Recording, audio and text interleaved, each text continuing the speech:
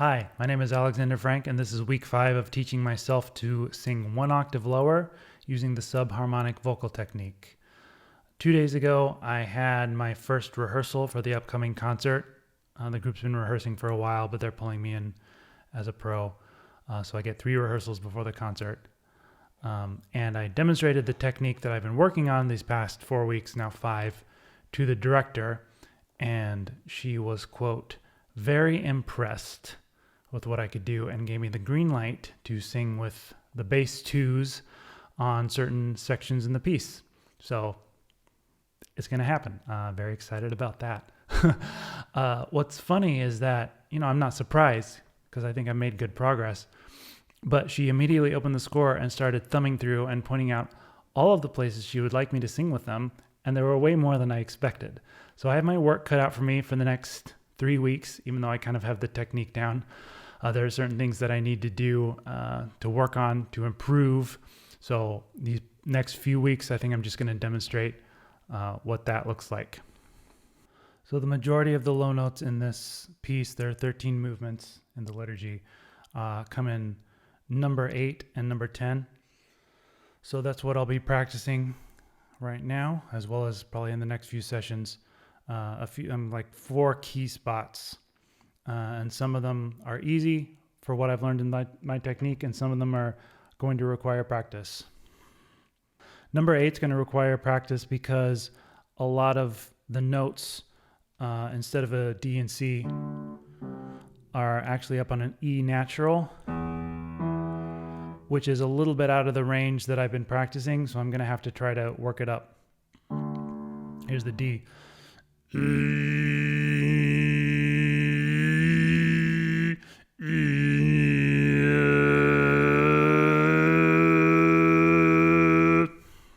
So to sing a little bit of it.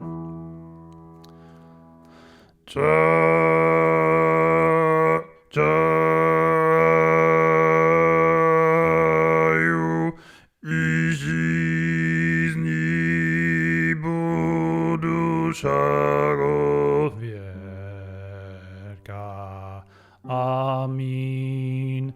Amin.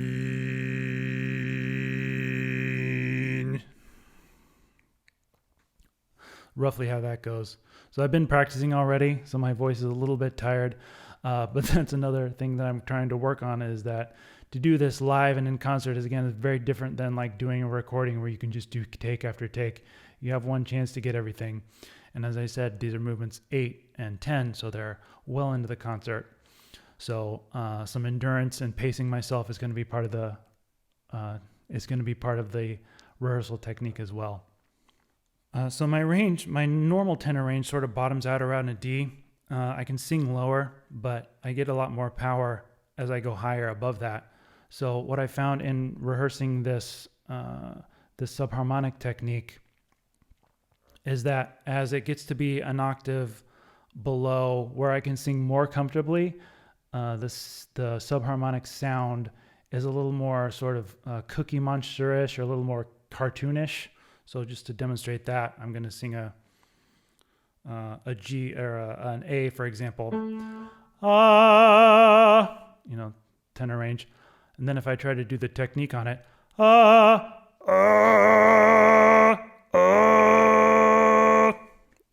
and it sounds awful. And that's singing my normal voice on the lower A. What is that? 0. A2.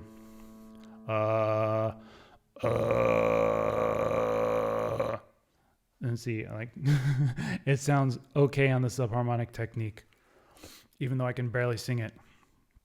So a lot of the notes here where the bass twos would start needing help, start around like an F2 and an E2, and there's a lot of that, relatively fewer D's and C's. So if I can get the E2 especially practiced up and sounding good, it's really going to help out the concert.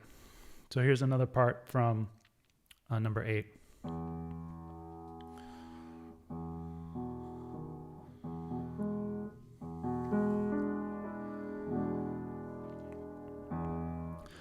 Nas radi člověky našeho radi spasenia všečego nebies. Sounds okay. Again, this isn't necessarily a solo technique, but once you layer this with the entire choir, really the core of the sound, the core of the low notes come through. So it sounds better than it sounds right now, even though it sounds sort of okay right now. So at the rehearsal, after I talked to the director, I got there late, so I had to talk to her at the break. And she was pleased with it and, showed me all these things that I could sing. And then she made me stand up and say, this is Alex, our tenor. They all know me because I've sung there before. But he will be joining the bass twos. Alex, go ahead and demonstrate your technique. So I had to pull out something, and it sounded okay. But there's just kind of a reminder that doing stuff on demand is much more difficult than doing it in practice, and it always doesn't go quite as well. So if I can get this perfect in practice, I think at the concert it will be okay, and that will be good enough. And then number 10 is also very low. It has a rapidly moving line, which is also another thing I had not really practiced. It's easy to find and sustain a note, but it's quite different to move around. So this line will be especially challenging.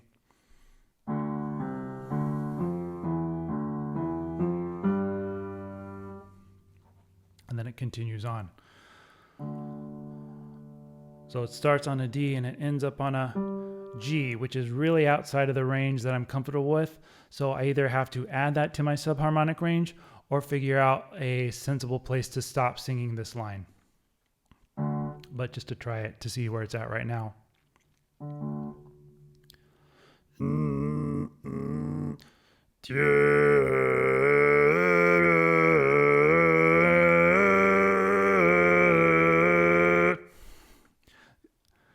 Yeah, and then moving up, you can already hear it. I'm getting into away from the pure tone and getting the fifth.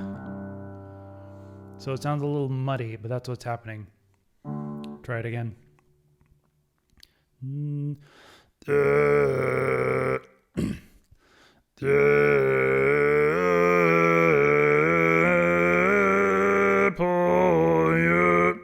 Yeah, that's going to require some work. And then the end of number 10, probably the easiest thing I'm going to sing using this technique in the concert. It's just a low, held low D. Sometimes the group does go flat, which is why I wanted to add an extra note below it. So I might be singing a C down there by the end of the piece. So I'm just going to try to demonstrate this switching from the tenor line down to the bass 2, which is what I would be doing in the concert.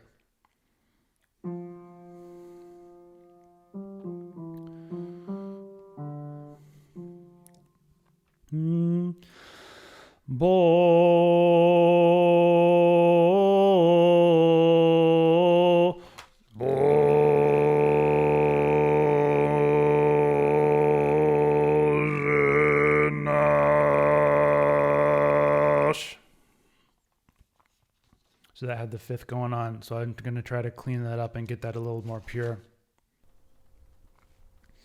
So anyway, that's what I'm working on this week. Thanks for watching, and I'll see you again next week.